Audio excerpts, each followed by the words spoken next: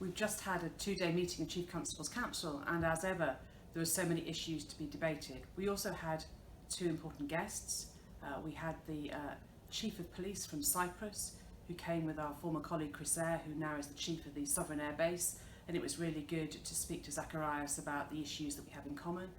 And we also welcomed Richard Smith on behalf of the International Association of Chiefs of Police, who polices in Massachusetts in the States, and he was talking about issues in terms of legitimacy and community confidence in policing in the United States. So a fully packed 2 days.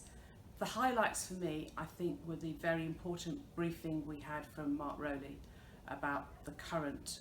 terrorist investigations that he and his colleagues are leading. Clearly the tempo over the last 4 months has been extraordinary,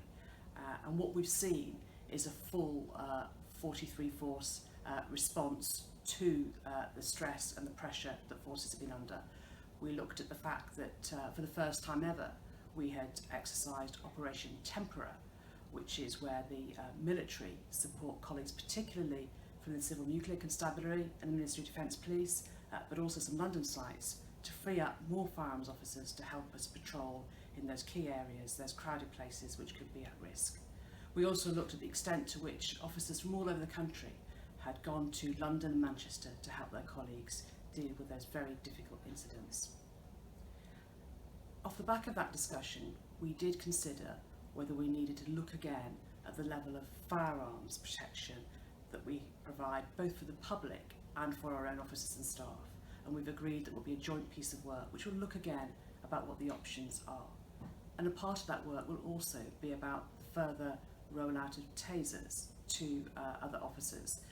Clearly in the Met there's been an announcement that many more devices are going to be used, and in some other forces. We're going to have a look across the board to see if that is something that other chiefs would want to support. What we were absolutely clear about is the way in which the service has responded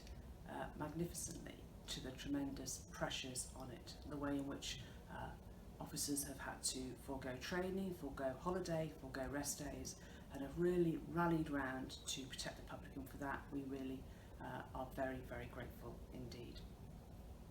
The other thing that we discussed, the other operational issue which I just wanted to mention, was the Emergency Services Network. This is going to be the new system which will not just be for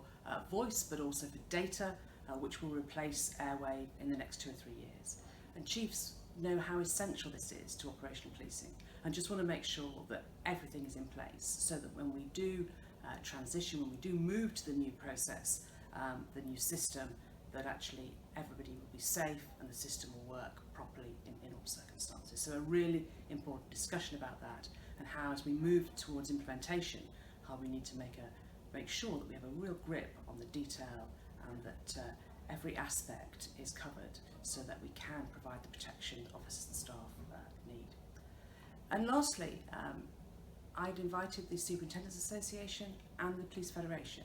to come and share with chiefs the findings of their recent resilience surveys, and they both did so, and we had a really good discussion about, given all this operational pressure,